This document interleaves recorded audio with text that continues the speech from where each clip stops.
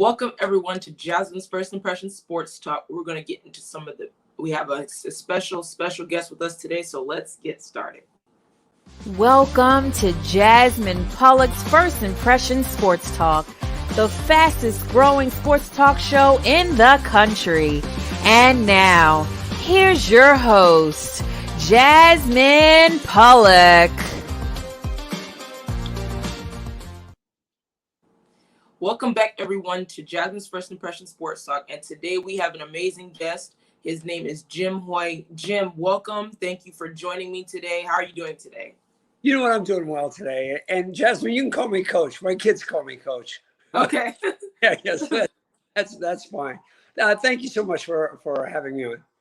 Of course, anytime. So, Coach, let's get started.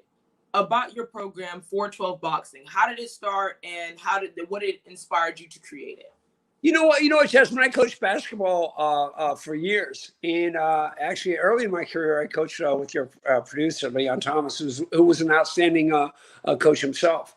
But I coached basketball for years, and then I retired recently, and then I thought, okay, so what I'm gonna play golf and watch Fox News the rest of my life? And I don't think so. Boxing was always my first passion. And there was a gym in Pittsburgh, and the guy who was running that gym, he was an older retired police officer. He was in poor health, and he came to me and asked me if I would coach there. And I said, I really don't know that much about it. And he said, yeah, but you know coaching and you know kids, and that's 90% of it. And I started out with one kid, and now we have about 31 kids, and we just won 2 national championships. So. I'm glad he had some confidence in me and my ability to work with kids and to teach, and it's been a really good experience for me so far, and certainly for the kids.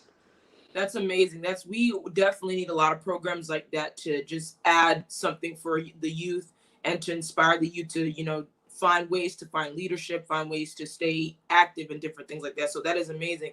And speaking of which, who sponsors 412? I saw on the website it had the police chief of Pittsburgh and the judge. You know what? Here's what happened. You start with one kid and he has some success, and you have a little more success, and then people start to pay attention and people start to notice. We're part of the Police Athletic League, and so our chief of police here, Scott Schubert, is very involved with our program. And then he brought down Marquise Pound. I don't know if you know Marquise. He's from Florida. Mm-hmm. He played for Urban Meyer at University of Florida, and then he played for the Steelers for the last 15 years. And he came into our gym, and he said he was going to stop in just to say hi. He's just getting ready to retire from the Steelers. And he ends up staying for the whole practice. And then afterwards, he says to me, Coach, can I talk to you for a minute? And I'm like, oh, man, this big dummy's going to ask me to coach him in boxing. Please don't ask me that. Because they all think they can box, right? Right. So he puts his big old paw on my shoulder and says, Coach, you're the best coach I've ever seen. And how would 10,000 help? I said, 10,000 what? 10,000 what? Don't mess with me. 10,000 what? And he wrote me a check for $10,000 on the spot. Wow.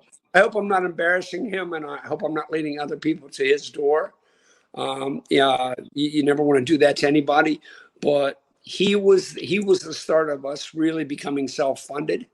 And since then, we've raised, well over $40,000 this year, and it's enabled our kids to, we just got back from Texas. We get to Texas for 10 days and fight in nationals, and we won 2 national championships.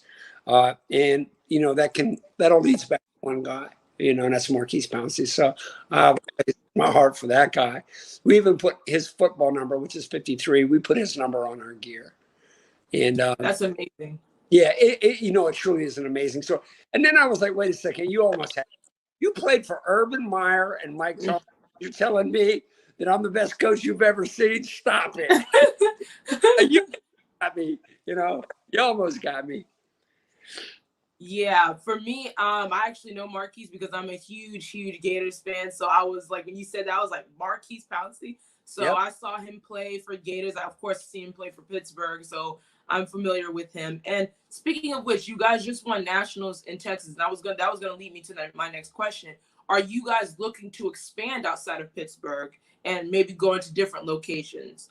I've thought about that.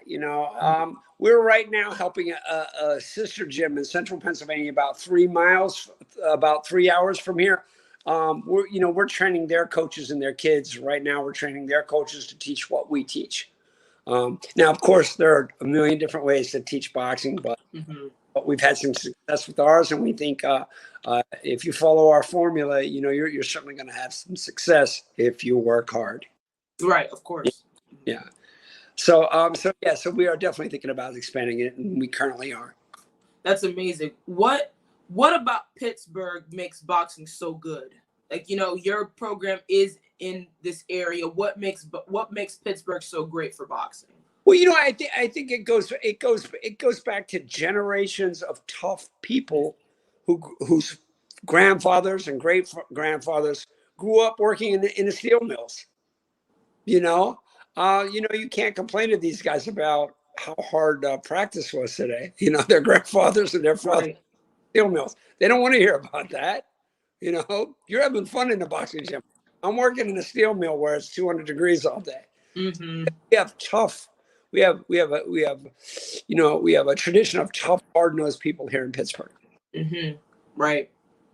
And that even goes with the football team, with Steelers being such a huge franchise, one of the biggest franchises in history in the NFL. So it's a very big, tough city. It is. When you talk about football in Western Pennsylvania, and of course, I'm a huge fan of football. Listen, I can open my door here to the public address announcement from the stadium. That's how close I live to. Wow. Field. I live on North Side. But when you think of the football players that come out of here, just at quarterback alone, Dan Marino and Joe Montana and Joe Knight, it just goes just at one position. There's just so many. Then, just great linebackers like Richard, the Redskins, and LeVar Arrington. I mean, it just goes on and on and on. Our football tradition here is outstanding, and I think our boxing is reflecting in our boxing too. We're just tough, hard-nosed kids here, and girls. Our girls. Right. Oh, really? That's cool. Yeah. Ways from here. She's training with Roy Jones Jr. right now. Mm-hmm. Yeah, so my good friend Teddy McConcho over on Route 51, Gold Medal Boxing was her amateur coach here in Pittsburgh. So our girls are tough here too. Don't get that twisted. It's a very tough city, so you make sure you guys listen to that. Pittsburgh is a tough city. But leading into that, when you talked about the youth and how you're building this youth and helping kids and stuff, how do you recruit these young kids to go into boxing? How did you recruit them? You know what? Believe it or not, Instagram is a big part of that. Oh, yeah. They say now, hey, if it isn't on Instagram, it didn't happen, right? Right. So, that's a big part of it. But another part of it is we go from neighborhood to neighborhood and practice outside. Mm-hmm. We'll go downtown in Market Square and we'll practice outside. We'll go over to, North Side and practice outside. We'll go to Mount Washington and practice outside, and people see it. And usually 99% of the time it's mothers and grandmothers who stop and pull over. And, they immediately, say how handsome I am. I'm used to that. And then they ask how their kid can get involved. And, and that's how we recruit. And like I said, we started at 1 and now we have 31 kids. That's amazing. It's going to continue to keep growing, I'm sure. And speaking, you've named some big name people like Marquise Pouncey, Roy Jones Jr., who was a legend in boxing himself. What other big name people have been in this organization and possibly who have trained the youth, and these the youths can see these people like right in front of them? What other big name people were there? You know what, Jasmine, you may not, this is funny, but our kids, we trained with Roy Jones every Saturday leading up to the Tyson fight. Really? Yeah, he trains here in Pittsburgh at a small town called Ambridge, which is about, Leon knows where that is. That's about 15 minutes from where we are. Mm-hmm. So we would go down there every Saturday, and it was kind of funny at first. At first the kids are a little starstruck, but then, after a while they just walk in and, pound and, hey, what's up? And like, hey, what's up, Silky? What's up, Beanie? So he got to know all of our kids, and it just became commonplace for our kids to be around someone who has such a great character and presence. And and I don't know if our kids learned any boxing from Roy Jones Jr., but they learned presence, and that's a big part of it. Of course. And our kids really picked up on that from him, how he carries himself, how he conducts himself, how he has time for everyone, and he was just a great guy and a great role model for our kids. And him and his coach, Tommy Yankello, could not have been more generous, allowing Mike to come there every Saturday. That's sweet of him. Did you you and the youth, did you guys watch the fight between him and Tyson? Can I tell you something crazy? Yeah. I don't watch sports. Really? Never. Wow. I have no interest. Does the mailman go for a walk on his day off? Good question. Right. Exactly. Right. That's how I feel about sports. Like, hey, I coached 3 hours today. I'm not going to come home and turn the TV on and watch more boxing. Right. I've had enough. You know what I mean? Yeah, exactly. So I'm really not I'm not a sports fan. I'm really not, believe it or not. I see sports as a vehicle, and not as I don't see it as an end. I see it as a vehicle. It's the start of something that can lead to, we have kids that, have gone on to other sports and gotten scholarships and academic scholarships. And I just see sports as a vehicle, not as the end all. And me, when you say that, it's like, and me, I'm like a huge sports fan. That's what I'm trying to become, like a sports analyst. And I watch sports all the time. So I was really interested when you said Roy Jones. I interrupt. You're going to be great at it. Yeah. Thank you. Thank you. No doubt in my mind. And it's so amazing because when you did say Roy Jones Jr., I was like, wow, that's a big name person in boxing. So I was like, did they watch the fight? What were your reactions? So that's really cool that the kids were able to witness somebody like that, one of the legends, that a lot of people will never meet.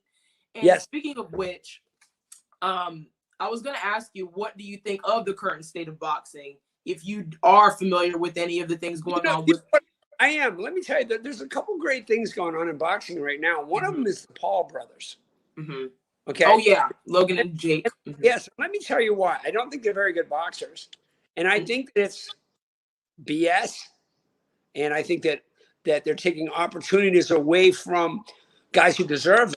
You know what I mean? Because of their celebrity. So much what they are bringing so much positive attention to boxing. Right. And when it needs it the most.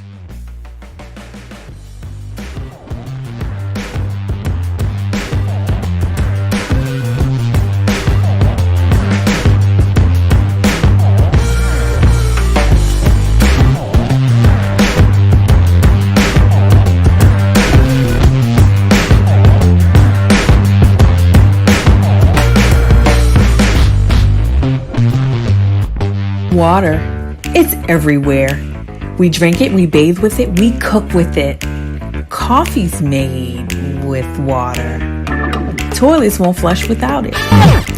It's used for washing clothes, dishes, utensils, pots, pans, floors, and our teeth. Plants and crops need water, animals drink it, and fish need it too. And don't forget, we can have a lot of fun in the water. Water. What would we do without it?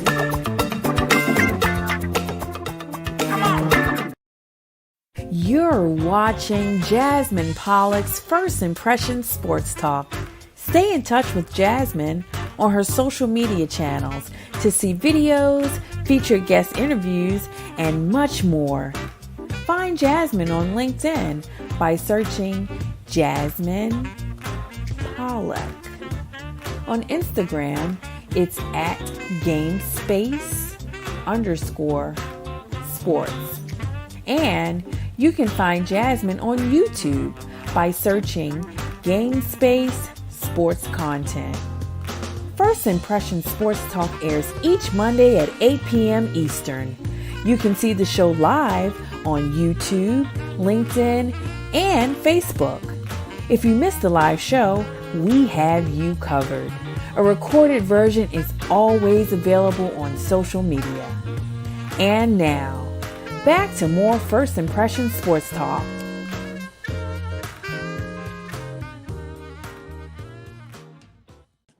So I was asking, we were having before the break, we were having a great conversation about the state of boxing. You were talking about the Paul brothers, and you were saying you don't think they're great boxers, but just the showbiz of it is becoming more of a bigger platform for them. So you can continue with that.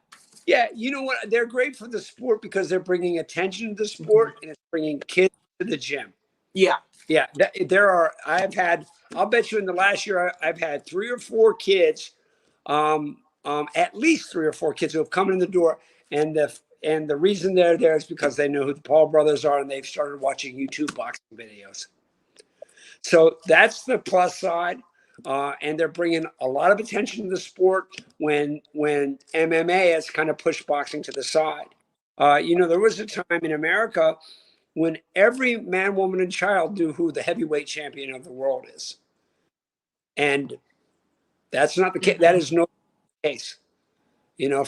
From Jack Dempsey to Joe Louis, everybody up to Mike, everybody knew who the heavyweight champion of the world is. That's not the case anymore because, boxing hasn't done as good a job promoting their sport. I think boxing got lazy and I think boxing got repetitive and MMA pushed them to the side and good for them. They absolutely outworked boxing recently.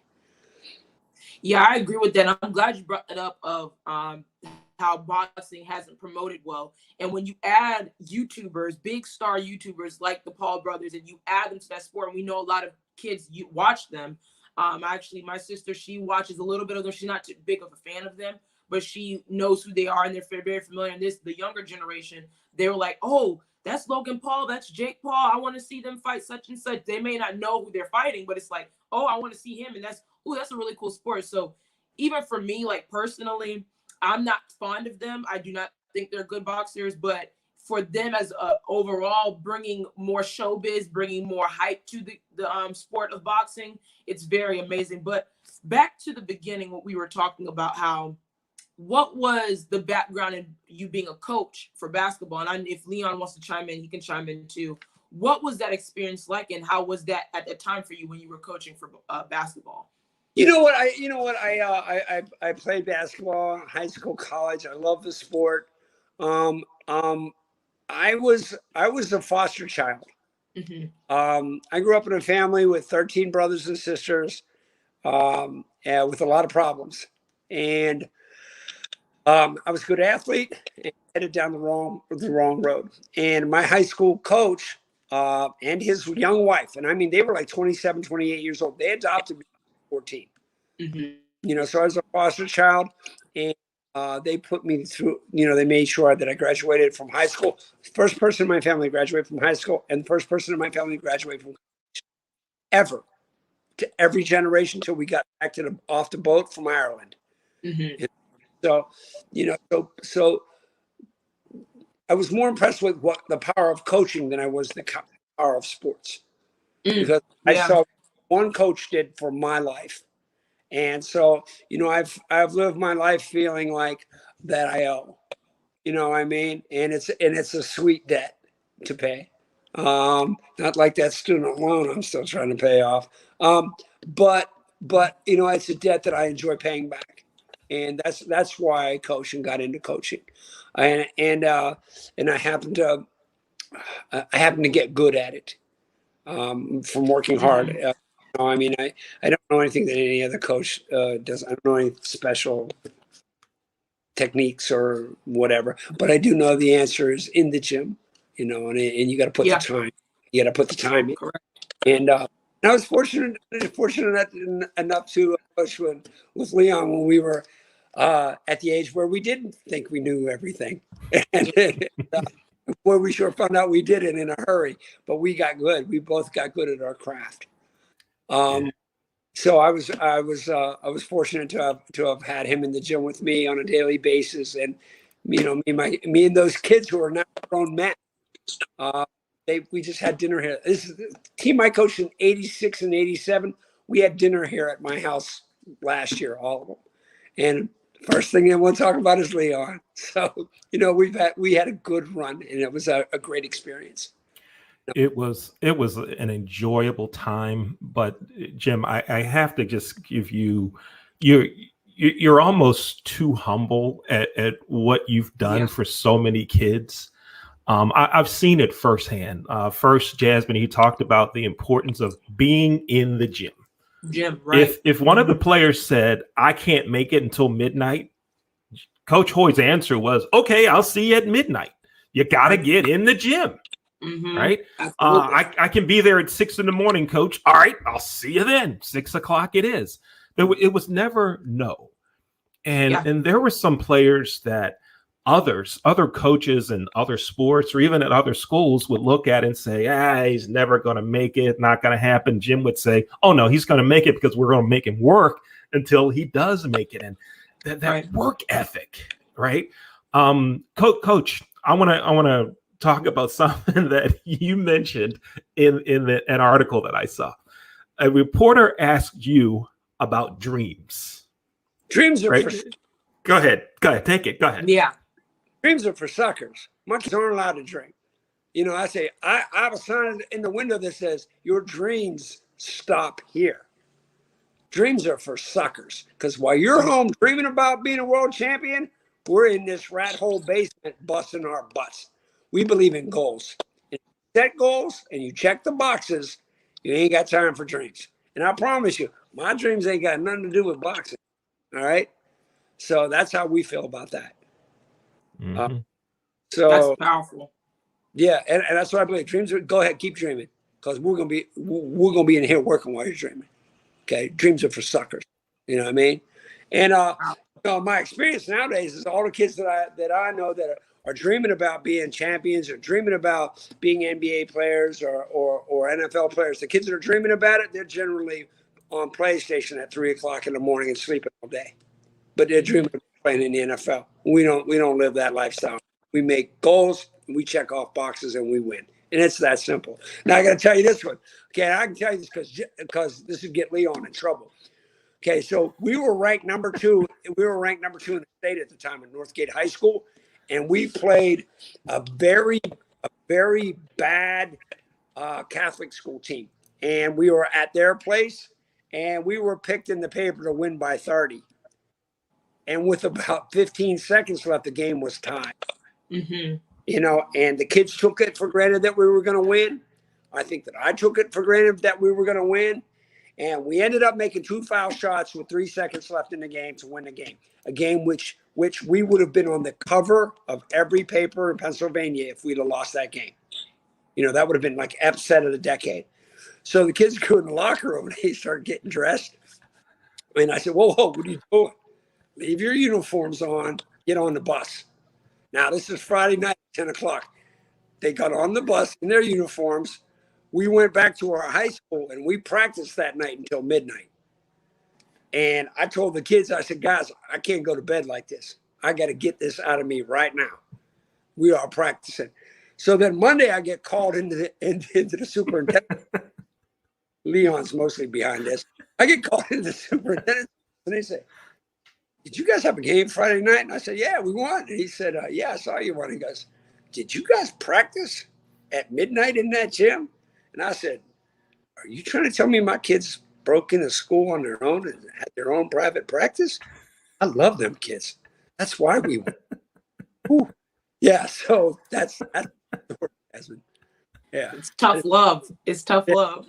Yeah, it is. It is. And how about this? And then 25 years later, they're all sitting at my kitchen table having dinner. And so it is tough love, and the big word is love. I love those kids to this day.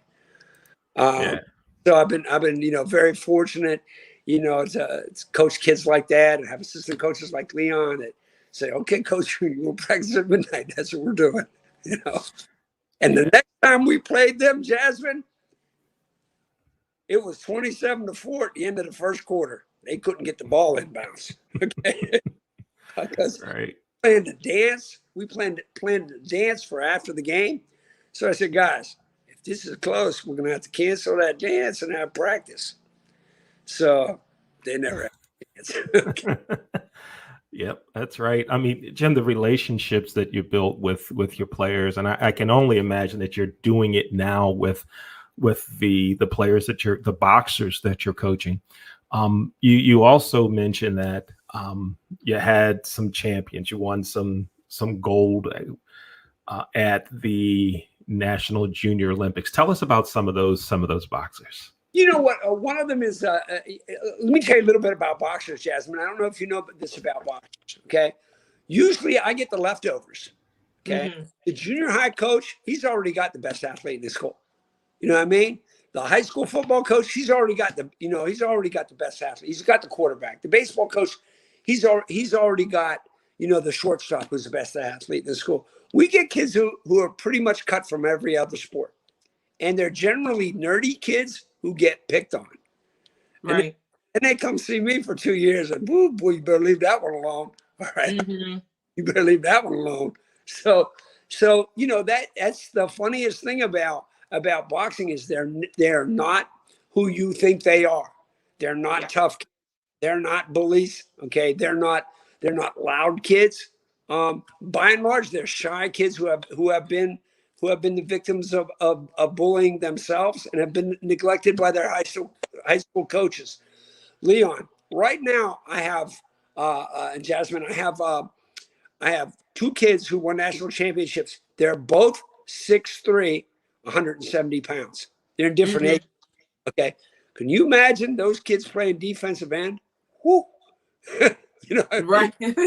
Wow. You got Lawrence Taylor on both corners coming downhill. Stop it. But when they came in the door, they were tall, skinny, shy, quiet kids who would have got their heads knocked off on a football field. And they've worked so hard and turned themselves into really, really good athletes. And a lot of times people think, oh, they're born athletes. No, they're not. No, they're not. Don't give them credit like that. Give them credit for working hard and making themselves and building themselves into sometimes. Oftentimes people look at a kid and say, oh, he's a great athlete. No, he's not. You're just saying, oh, he's good because he was born that way? No, he's good because he's in the gym every day working his butt off. And he's gone from a kid who couldn't do 3 push-ups to a kid that can do 300 push-ups, and that's the case. That's actually happened in our gym. And, we had a kid last night, probably a 12-year-old kid. We were sparring. He got a bloody nose. And of course he's crying, right? And we got this gym full of guys that look like just tough, hard-nosed kids. And I grabbed the kid and I say, you see every one of these big, tough kids? I've seen every one of them in tears. Every one of them have had their head on my shoulder sobbing.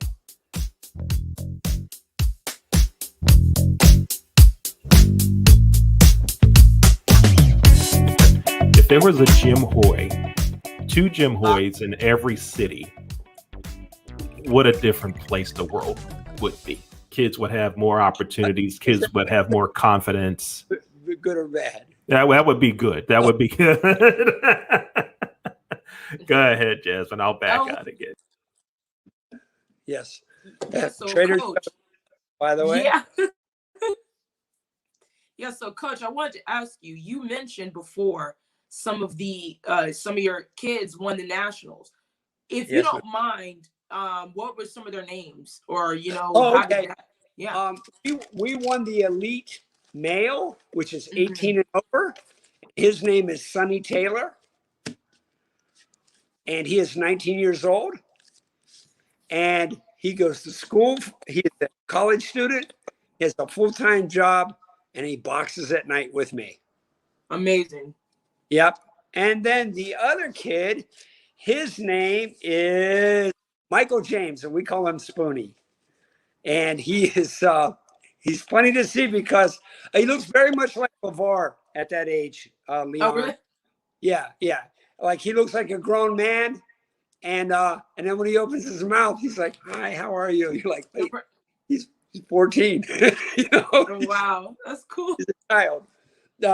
But he's as sweet as he is big. He's big heart. He's a golden kid. Children gravitate to him. We do a lot about coaches clinics and clinics for other gyms, and the little guys just love him because he's just a big kid himself. You know, that can really fight. That will knock your head off. Right. Yeah, but he's so, you know, and we have this thing in our gym, you know, where we're so lucky because we have two kids the same size that can go at each other, you know, every day and make each other better, you know, and that's exactly what they do. They're so fortunate to have, you know, usually when there's one good boxer coming out of a gym, it's because there's two. Yeah. And we found that that's the reason those kids' success is relying on each other for good competition on a daily basis. One thing I do want to say about, we do boxing, we spar a lot. We spar with one hand only, okay, with hand, because we don't think anybody needs to be taking a big right hand on a Wednesday night. For what? You know what I mean? So, you know, if you believe that everything comes off the jab, then that 90 to 95% of our sparring is one hand only. You know, my real concern and my real obligation to them isn't winning, it's the long-term health. Yeah. We have a couple of the older guys at the gym that, you know, they're in their mid to late 50s, and, you know, coordination's bad, and they can't put a whole sentence together. And that's because, you know, science has improved, our awareness has improved, and no one looked out for those guys. And those guys generously, in spite of their limitations, generously helped me out. And I'm committed to making sure that my kids never take unnecessary abuse in the gym, ever. And so we're always, you know, the first rule is safety first. The second rule is shut up. Okay, so we have two rules in the gym, all right, and we follow them both pretty much every day.